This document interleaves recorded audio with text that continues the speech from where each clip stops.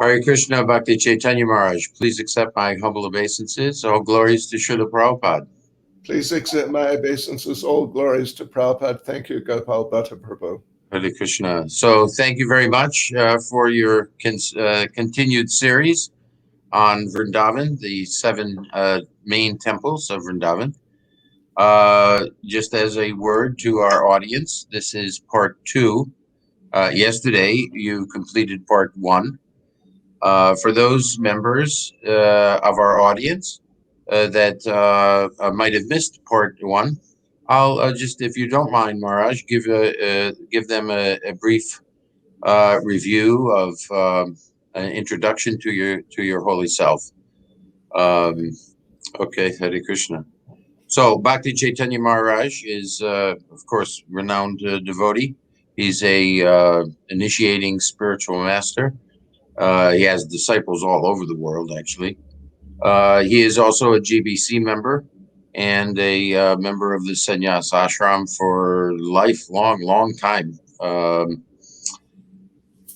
Unique to his presentation on the temples of Vrindavan, his first trip to Vrindavan was in 1976.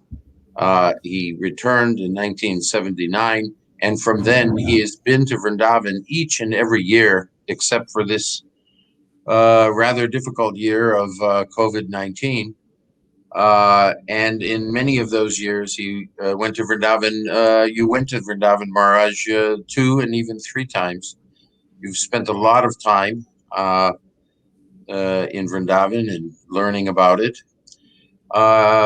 Not many people attend the GBC meetings, but I have had the honor of attending many of them over the last 15, 20 years. And I'll recall that you almost always have a camera by your side. During breaks, you'll start taking pictures of GBC people and whatnot. And basically, that's an indication that you've always had a camera by your side. You're an accomplished photographer. And so, yes, you've taken tons and tons of pictures of the holy Dham of Sri Vrindavan. And more so than you have an extensive history of being an educator in ISKCON. So, with that introduction to your great and holy self, go ahead. Let's begin our part 2 of the main temples of Vrindavan. Hare Krishna, thank you very much, Gopal Bhatta Prabhu. Yes, let us go. Here we go. So, yesterday we visited Madan Mohan. Then we went to Govindaji. Today we're going, first of all, to the Gopinath Temple. These 3, Madan Mohan, Govinda, and Gopinath, they are the sort of the main or the original of the 7 main temples, 7 original temples of Vrindavan. So Madan Mohan is the presiding deity of the earlier stages of Krishna consciousness. Govindaji is the presiding deities of the process of practicing Krishna consciousness. And Gopinath is the presiding deity of what is called prayojana, which means the perfectional stage of Krishna consciousness, pure love for Krishna. So this is the original Gopinath deity. He's a 5,000-year-old deity of Vrindavan. There's a prayer of invocation for him, quite well known, but let me just read that invocation prayer. Shriman Rasa Rasarambi, Vangsi Vata Tatastita, Karshan Venu Swanair Gopia, Gopinatha Shriyestuna. The translation, Sri Srila Gopinath, who originated the transcendental mellow of the rasa dance, stands on the shore in Vanksivat and attracts the attention of the cowherd damsels with the sound of his celebrated flute. May they all confer upon us their benediction. Yes, so this is the original Gopinath deity right here now. He's in Jaipur, and yesterday we were telling the story how Uttara was the last of the associates of Lord Krishna left on this planet after his disappearance. Everyone else had gone. All the queens, all the gopis, the Pandavas, the Yadus, they'd all gone except her. So Vajranab, the great-grandson of Krishna, the devotees wanted to arrange that there would be temples, memorials, shrines like that in Vraj Mandala at all of the main pastime places, and that there would be deities, beautiful deities of Krishna at those, at least at the main places. But there was no one living who had seen Krishna except Uttara. So they asked her that, can you describe Krishna, please? She described Krishna, and the craftsmen got to work. And first of all, they made Madan Mohan. And they asked Uttara, does this look like Krishna? And she said, yes, it looks just like Krishna up to the waist. Then they made Govinda, and they called Uttara and said, does this look like Krishna? And she said, yes, it looks just like Krishna up to the shoulders. And then they made this deity of Gopinath. And they asked, does this look like Krishna? And she said, this looks completely like Krishna, even his face. So he's very special deity of the Lord. And the presiding deity of the stage of devotional service we mentioned, called Prayojana, the perfection of life, Krishna Prema. And particularly, he's the presiding deity, main worshipable personality of the gopis. Here is, this is now Srimati Radharani. This deity of Srimati Radharani was given to Gopinath by Janava, Mother Janava, the main wife of Lord Nityananda. And she is, at least in Jaipur, where these original deities are, so Srimati Radharani is on our right of Gopinath. This is the normal position where Srimati Radharani stands, like in our temples, the temples that have Radha Krishna deities, like in Vrindavan itself. There, Srimati Radharani is on our right, or Krishna's left. And now here, though, there she is on our right, but on our left of Krishna is what is actually the original deity of Srimati Radharani, who was accompanying Gopinath. So, but now she is on our left. And as we'll see, we'll go through a number of photos of these deities. We've got a whole lot, and some really just wonderful photos of Gopinath. with the two deities of Radharani in Jaipur. And you'll see that this deity of Gopinath is small. She's really very small. And that's why the devotees, or particularly Mother Janava, got the inspiration apparently in a dream. Gopinath said, I'd really like to have a bigger Radharani next to me. So Mother Janava arranged for that deity we saw a moment ago, and they installed that deity of Radharani next to Gopinath on our right. But then they saw this old deity, small, on Krishna's left, and they thought, this deity is so beautiful. We must leave her there. We must leave her there. So therefore, in Jaipur, in the old Radha Gopinath Temple, there are these two deities of Srimati Radharani with Gopinath. Normally you'd get Radharani on our right, and then on our left you'd get Lalita. And then maybe on our right again of Radharani would be Vishaka. But here there's mainly just these deities.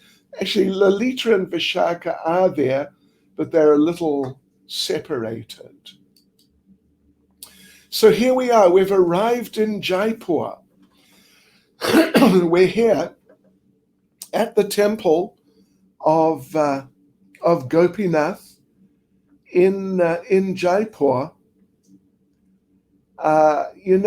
This deity, the deity of Gopinath, was worshipped in Vrindavan from 1589. He was, at least the temple, the original Gopinath temple in Vrindavan was constructed 1589, and he was worshipped there till 1670, when Gopinath was taken along with Madan Mohan and Govinda Dev and various other of the prominent deities of Vrindavan to Jaipur under the care of the king then, Maharaj Jai Singh. So Gopinath has been here at this place since 1670 in Jaipur. So we've just come in off the street, and here's this raised area. In the front is the altar, and here, this is a special feature. This is a special feature, I tell you what, of the Gopinath Temple in Jaipur. You see, you got all these ladies here, generally older ladies, and they sit there for hours and hours, and they sing songs to Gopinath. So in other words, we would take it, they're basically preparing themselves for their next lives as gopis go back to Goloka Vrindavan, be there with Radha and Krishna. They're so dedicated, it's amazing. And this gentleman on the left, with the gray cap and black pants and kind of creamy whitey jacket, he's an interesting fellow. He's been there for years also, years and years. His name is Sharma. It's his family name, but everyone just calls him Sharma. And he leads all the ladies in their singing. He manages the kirtan. He organizes the kirtan. And he's into it. He's into it, and they do whatever he says. And he's nice. He's a nice fellow, just very sincere devotee. The first time I went to Jaipur, if I remember correctly, was 79. Or maybe it was in the 80s sometime. But Sharma was there as a younger man, of course, doing his service. And here's the ladies, mainly older ladies, and they're singing for Gopinath. So here we are now in front of the altar, and let's have darshan again. We've got a whole lot of photos here today of Gopinath, Radha Gopinath. We'll go through them step by step. So here we are. This is the beautiful silver altar of Gopinath. You can see the two deities of Radharani. The new one is on our right there, of Krishna, of Gopinath himself. The old one you can see on the left is small, very small. And then Lalita's on the far left and Vishaka's on the far right. So let's have some darshans. Look at this. What a classic photo of Radha Gopinath. Just so beautiful, captivating the hearts of the gopis. So there's a whole history.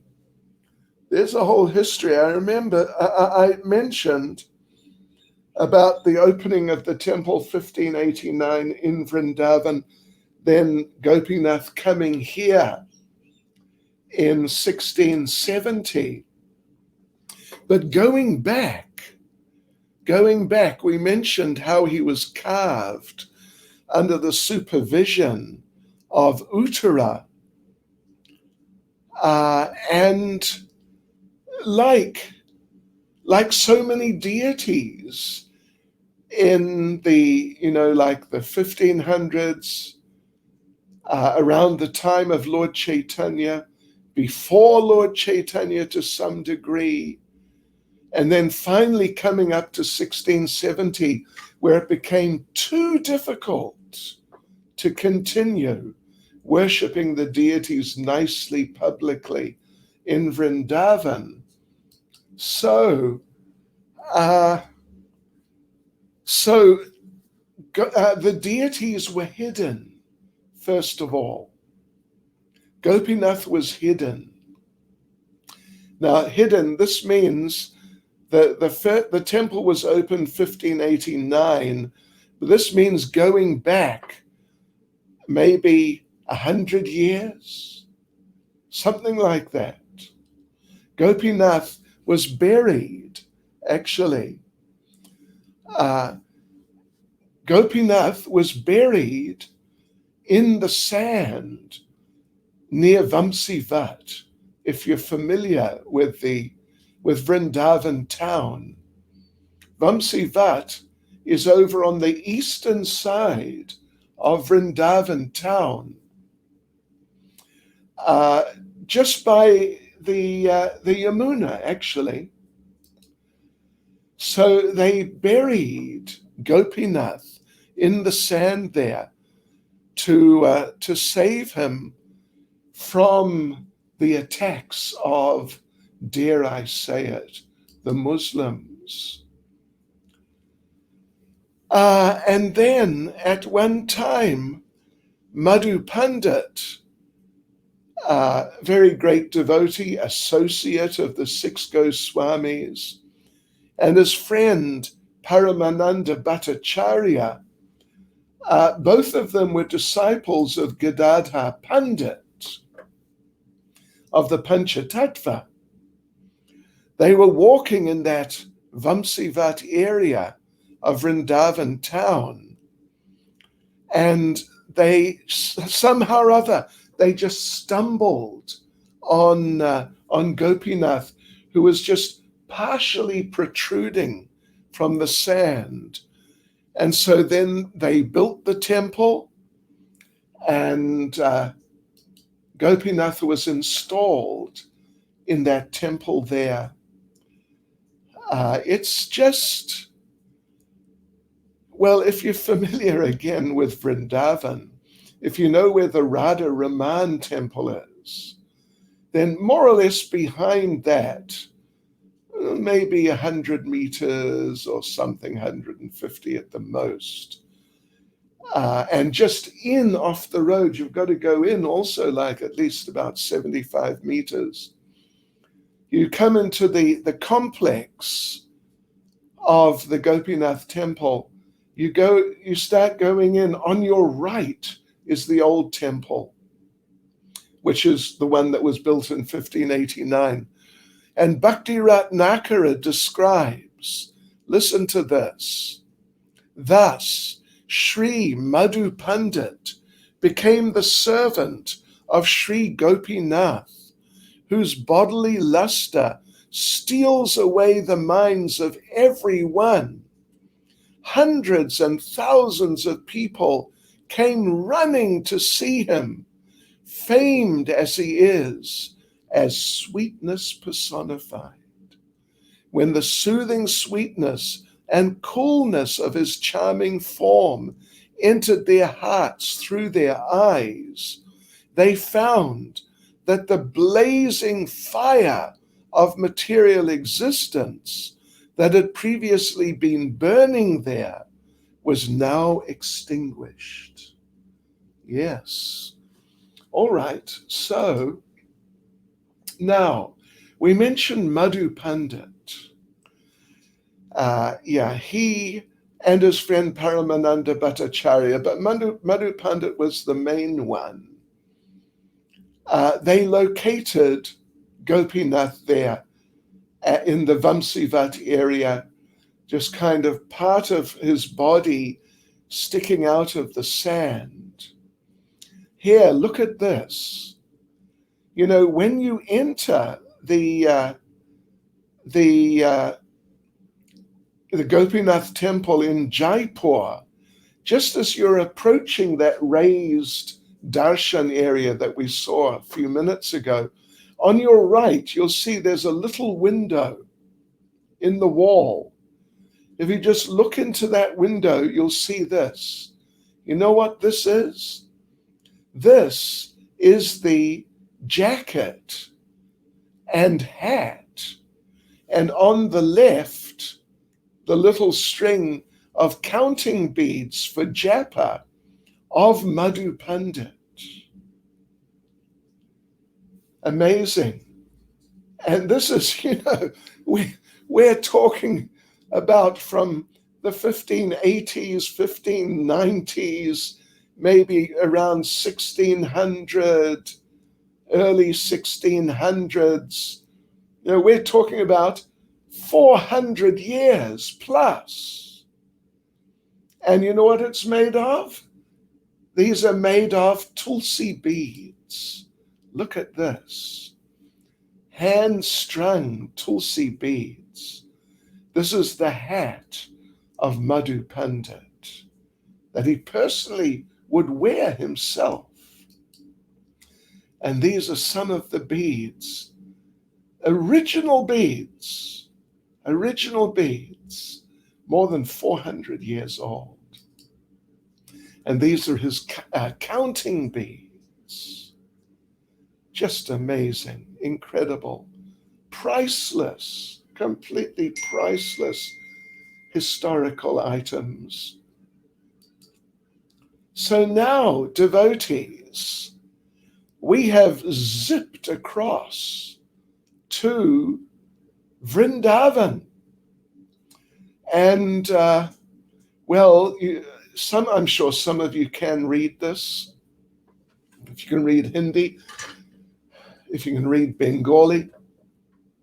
It says, Shri 1008, Shri Madhu Pandit Goswami Ji, Goswami Ji. something. Yeah. Samadhi. We're at the Samadhi of Madhu Pandit in the grounds of the Gopinath Temple in Vrindavan town. This is the actual Samadhi itself. When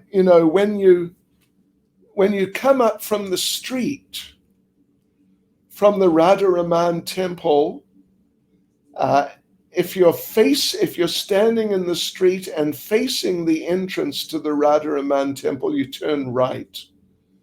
And then you follow the road around. Nidhuvan is on your right. There are big walls there as you walk around. Then you come around, and then there's a gully going up to the left. And you go in there, and that's leading to the Gopinath Temple. But you've got to keep your eyes open. On your right is the Samadhi of Madhu Pandit. And this is the Samadhi deity. This photo was taken in winter. And you can see they've actually cut out and made nicely a nice warm, like a blanket chadar type of cover to keep over the Samadhi deity. Samadhi deity means the sort of conically shaped thing, a little structure which is over the place where the transcendental body of the particular personality is situated. Yeah, so we're coming up now to the Gopinath Temple in Vrindavan. Here, of course, the deities are not the original deities, obviously, because we just saw them in Jaipur, but they're called Pratibhu deities, which basically means replacement deities.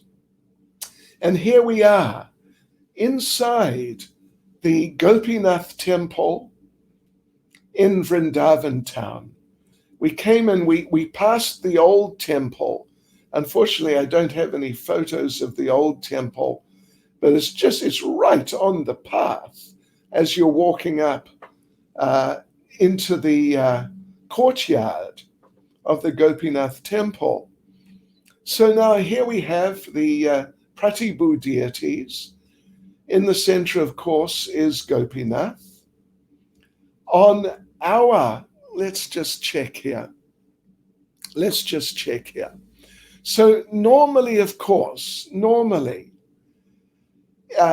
any Radha Krishna temple, in any ISKCON Radha Krishna temple, like we said some minutes ago, Srimati Radharani is on our right.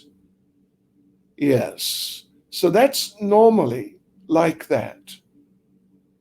So now here, well, these deities were donated by Mother Janava.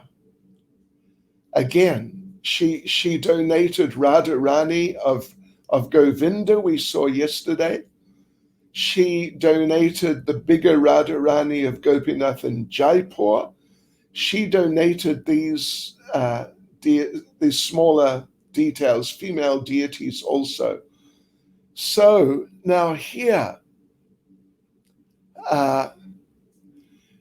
well, the thing is, and this is just a very interesting point, that who is Mother Janava in Krishna Leela? Who is Mother Janava? She is Ananga Manjari, the younger sister of Srimati Radharani. And Ananga Manjari is very dedicated to Krishna as Gopinath. Yeah. So here we're looking at the altar.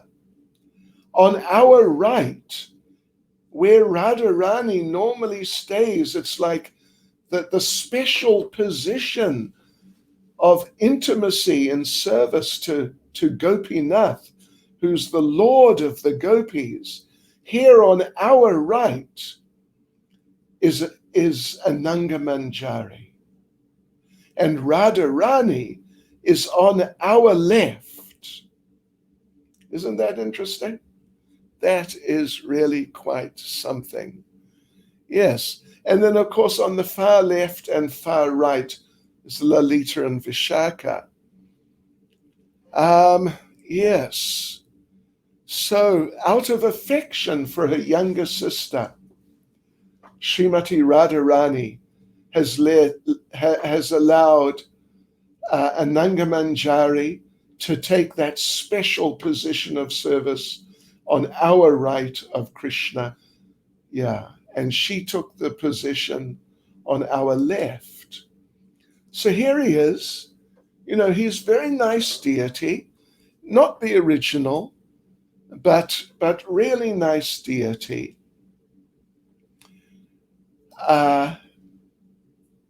Shri Gopinath Ji Ki Jai.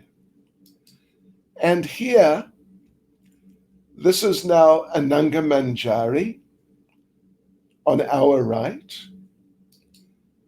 And here on our left, this is Radharani, and of course with the Lalita on her left. And you know, there's an interesting Leela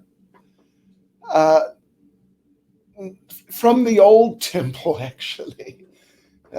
The old temple. You know, this is a more recent creation, this temple. But in the old temple, it's just a matter of 25, 30 meters away, that Mother Janava, while the original Gopinath was still in Vrindavan, one time Mother Janava came for his darshan. And she would regularly come when she was visiting Vrindavan. So, but it said one day when Mother Janava came for darshan of Gopinath, the altar curtains were closed. She went in. She went inside. And when the curtains opened again, she was nowhere to be seen. There were no windows. There was no exit. There was no way of getting out through the back. So in this way, Mother Janava concluded her pastimes in this world. Yes. So there you go, devotees. This is very nice. And it's our good fortune to be able to get this darshan, these darshans. There's Ananga Manjari again with Vishaka. And here we have now a series of photos. Here's a series of photos of Gopinath. Just look at him. Look at that. And what do you see? He's got such a beautiful watch, isn't it? Isn't he just beautifully done up? Look at that jewelry and the watch and the crown and the effulgence behind his head. Amazing. Oh, the lotus feet of Sri Gopinath. Yeah, so we got a few photos here. Let's just go through them and relish the darshan of Sri Gopinath. And there he's got, I guess it's the same watch. And what's the time? Is it 10:30, something like that?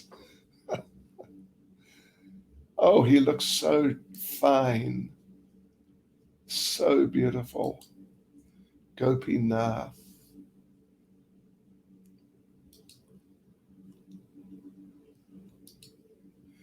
So we can pray to Gopinath.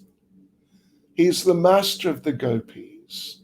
Please give us entrance into your pastimes in Vrindavan.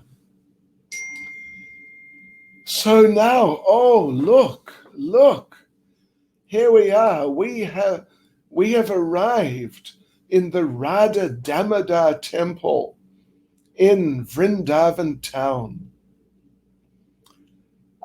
Such beautiful deities.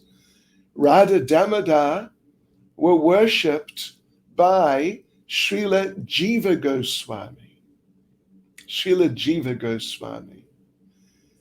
And yeah, we have to give it to them. They do look after the deities nicely. Now here on the altar, you can see there's 4 sets of deities.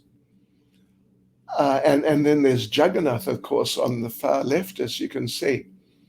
On our left, the deities are, they're Pratibhu deities, replacement deities of Radha Vrindavan Chandra, worshipped by Krishnadas Kaviraj Goswami. We're going to see the original Radha Vrindavan Chandra in a few minutes, because we'll be going to the Dammadar Temple in Jaipur just shortly. So there's Radha Vrindavan Chandra. Then in the center is Radha Damadar with Lalita on our left of Damadar. And then again to the right is Radha Madhava of Jayadev Goswami. They're also Pratibhu deities. And then right in the corner, unfortunately, we can't see Radharani, but it's Radha Kalki Chan. Radha Kalki Chan, who were worshipped by Bhugaba Goswami, the associate of Lokanath Goswami. So here we see Radha Damodar, then Radha Madhava just to their right, and Kalki Chan. Again, we can't see Radharani. But don't they look just so beautiful? Almost as beautiful as Radha Shyam Sundar in our ISKCON Temple. Jai Radha Damodar. Jai Damodar. Oh yes, so nice. Jai Srimati Radharani. Okay. Now also on the altar is this Govardhan Shila, said to have been given to Sanatana Goswami by Krishna himself when Sanatana Goswami became too old to do Govardhan parikrama every day, because that was his program. It was just parikrama day in, day out. Sometimes Vraj Mandal parikrama, sometimes Govardhan parikrama. So here the Pujari is pointing out some features. Apparently the Lord was standing on this Shila when he spoke to Sanatana Goswami, with a calf standing next to him. And at that time, the rock melted. And you can see the impression of the Lord's footprint where those roses are in the center, the pink red flowers. Then just where the devotee is pointing, just under that, that's where the flute, there's the mark of Krishna's flute. And just next to it is the hoofprint of the calf and the mark of the Lord's stick for herding calves. So here again you can see the footprint of the Lord where the flowers are. The hoofprint looks like it's right in the right corner there. And then just above it, just before the pink red flowers which are in the garland, there's the mark of the flute. You can see the mark of the flute just running just in front of that pink flower in the garland. Yeah, and the stick mark is there somewhere also. Yes, so interesting. Srila Rupa Goswami's Bhajan Kuti and Samadhi are here. This is his Samadhi deity. This is the Samadhi deity of Srila Jiva Goswami, who worshipped Dammadar. Yes. So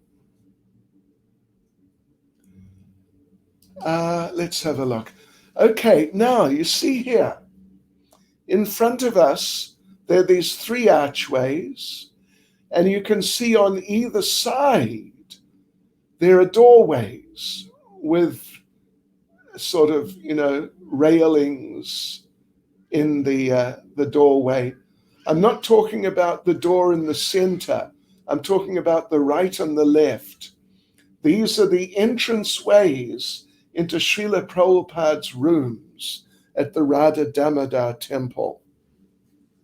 Let's go and have a look. The right-hand door, that's into Prabhupada's living room. The left-hand door is into Prabhupada's kitchen and prasadam room. So there we are, we've entered Prabhupada's living quarters. Some say that this table was the table that Prabhupada actually used, and that the bed on the left there at the back is the bed that Prabhupada used. And the danda, you see Prabhupada's danda just behind him standing up. Some say this is the original danda of Srila Prabhupada. We understand that the fan, you see the fan in the ceiling, that this is the original fan that Prabhupada used.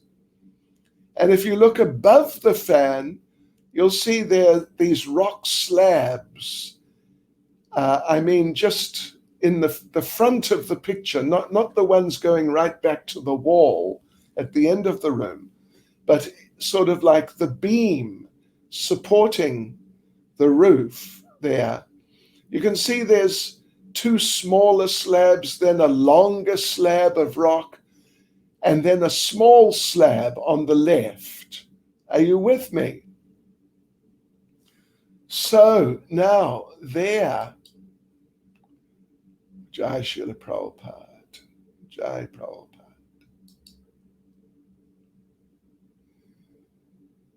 So let's look back up. Okay, so there's the fan, and there's the beam running across.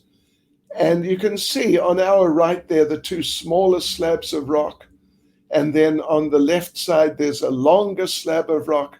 And then right on the left, there's a small slab. You know what's inside that small slab? Just have a look at this. Look, it opens. This is Srila Prabhupada's safe in the ceiling of his living room in the Radha Dammadar Temple.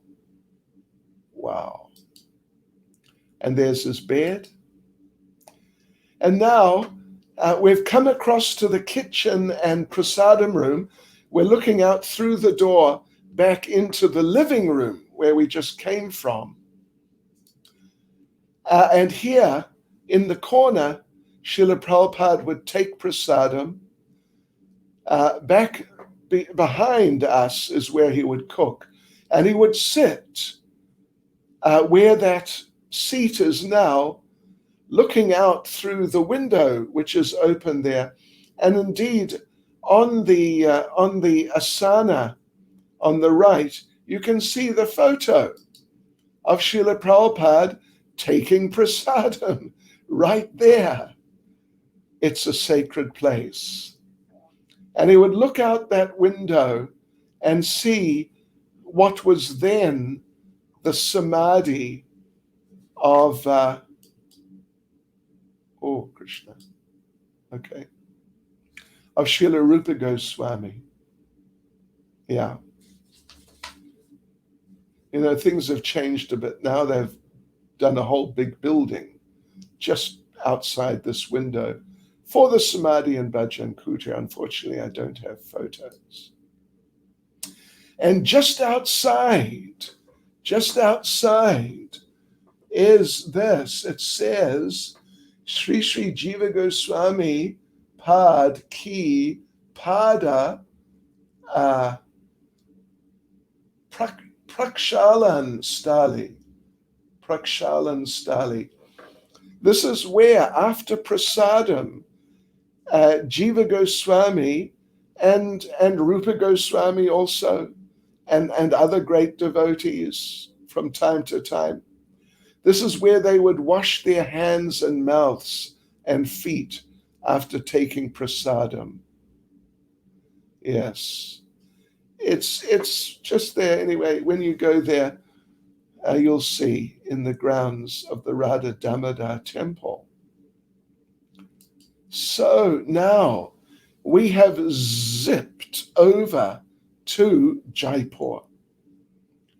And this is the original deity of Dammadar. This is the original deity. Actually, this deity was carved by Srila Rupa Goswami and given as a gift to his nephew, Srila Jiva Goswami, who was his disciple and his servant in Vrindavan. Such a nice deity of Dammadar. And here we see the whole altar in the Radha Dammadar Temple in Jaipur. Dammadar is the small deity you see right down in the center, right down at the bottom. That's Dammadar. That's Dammadar. And then the larger deities above, these are the original Radha Vrindavan Chandra, worshipped by Srila Krishnadas Kaviraj Goswami. Well, at least Vrindavan Chandra was. Radharani came later. Yes, so nice, so beautiful, so sacred. So there you have it, devotees. There you have it. Our visit to, and these are some other deities which they're on the left-hand side in the Radha Dammadar Temple in Jaipur. You can see them on their own altar there. All right. So there we go. And you know what we'll do now? We have a few more minutes. Let's just go back through some of these pictures and really relish seeing these sacred ancient deities. Very powerful, very merciful deities. And I can tell you a little history behind Jiva Goswami. Jiva Goswami, he, of course, was the son of Anupam, the nephew of Sanatan and Rupa. And then Sanatan and Rupa and his father, Anupam, they all left. They were living in Ramakeli in northern West Bengal. And Lord Chaitanya visited Ramakeli. And then just very shortly after, Rupa left. And then a little after that, Sanatan left, and they all went to Vrindavan. And his father, Anupam, left, and he passed away not long after at Pandharpur. So Jiva was left there as a small boy. But as a child, Jiva was great devotee. very great devotee. There's a beautiful description actually in Bhakti Ratnakara of how Jiva Goswami, as a child, as a small child, he personally made little deities of Krishna and Balaram, and got little figurines, just like little deities, you could say, of the gopis and of the cowherd boys, and little figures of cows. And all day Jiva, as a child, he would simply play transcendental games with these deities, moving them around here and there, back and forth. Radha and Krishna would meet with the gopis. Then Krishna would go and join the cowherd boys, herd some cows. So this was his program the whole day. And his friends would call for him to come and join them and play. He would only come out when he had offered food to Krishna and Balaram. Then he would come out just to distribute the prasadam to his friends. And then he would come back inside and continue dressing the deities, then engaging them in different pastimes with the gopis, with the cowherd boys, with the cows. This is Jiva Goswami as a child. At night, he would take Krishna and Balaram to bed with him, holding them close to his chest as he slept. Sometimes his parents would try to take the deities away or get him to do something else, take him away from the deities, but he would never allow them to do so. So Jiva continued serving his deities dedicatedly into his teenage years. Then one night, Krishna and Balaram, his deities, appeared to him in a dream. So Bhakti Ratnakara says, let me just read it briefly to you. As Jiva watched them, transfixed by their transcendental beauty, they changed into the forms of Gaunitai, and, overwhelmed in ecstasy, Jiva fell at their lotus feet, weeping. They placed their feet on his head and embraced him with great affection. Lord Chaitanya told him, just take shelter of the lotus feet of Lord Nitai. But then Lord Nityananda said, just take shelter of the lotus feet of Lord Gora. Let my beloved Gora Prabhu be your life and soul. Then just as suddenly as they had appeared, they disappeared.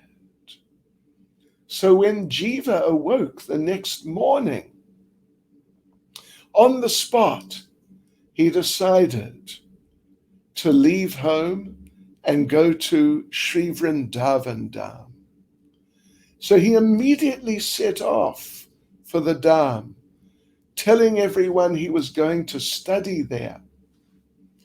So Bhakti Ratnakara gives a nice description. Listen to this. In the ecstasy of love, Sri Jiva wandered hypnotically, arousing the curiosity of the other travelers on the road. Who is this young man? They wondered. He must be a prince with that complexion of gold like a champak flower. What a beautiful face. Just see his attractive wide eyes, nose, eyebrows, forehead, ears, and curly hair. See his neck, his chest, and his nails and fingers on his lotus-like hands. How beautiful are his thighs, knees, and legs. They all admired the Tulsi garland hanging around his neck and the milk-white sacred thread lying across his chest. Someone said, "My dear friend, I cannot take my eyes off him. I wish I could die, carrying away all misfortune which might befall him." So Jiva then, he's walking from Ramakeli, that's northern Bengal, just north of Mayapur, you could say, few hundred kilometers or so. So he walked down to Navadweep, and there in the house of Srivas Thakur, who should he find but Lord Nityananda? So then Bhakti Ratnakara says, when he heard that Jiva had come, Nityananda asked that he be brought immediately to him. On seeing the Lord, Jiva collapsed on the ground, crying uncontrollably. Lord Nityananda placed his lotus feet on Jiva's head and then embraced him. The Lord then told Jiva, "I have come here simply to meet you." So after this meeting, Lord Nityananda took Jiva on the famous Navadweep Mandal Parikrama, the original one, which we follow when we go on Navadweep Mandal Parikrama.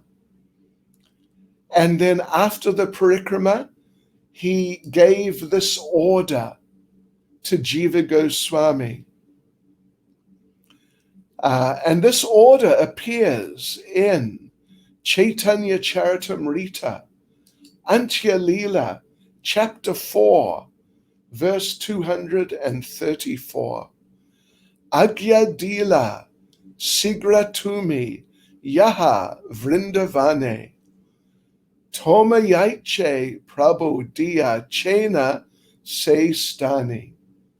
Lord Nityananda ordered, yes, go soon to Vrindavan. That place has been awarded to your family, to your father and uncles by Sri Chaitanya Mahaprabhu. And therefore, you must go there immediately. So Jiva left, arrived in Vrindavan 1535, took shelter of Rupa Goswami, served him personally, and they both stayed where the Radha Dammadar Temple is now located in Vrindavan town. Oh, there's so many things we can say about Jiva, but that's nice. Some thoughts about Jiva. Jai Shri Shri Radha Dammadar Ke, Shri Shri Radha Gopinath Ke, Shri Madhu Pandit Ke, Srila Jiva Goswami Ke, Go Premanande. Hare Hare Bo. Thank you so much, Maharaj. Wonderful, wonderful portrayal of Vrindavan. Hare Krishna. Thank you for letting me.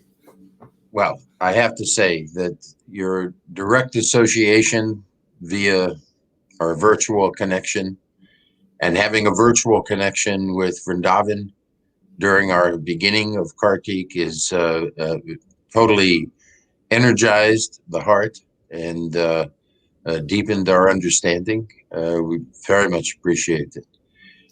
We'd like our audience to know that part 3 of your 7 primary temples of Vrindavan will be held tomorrow at the same time as today, That would be 7:30 p.m.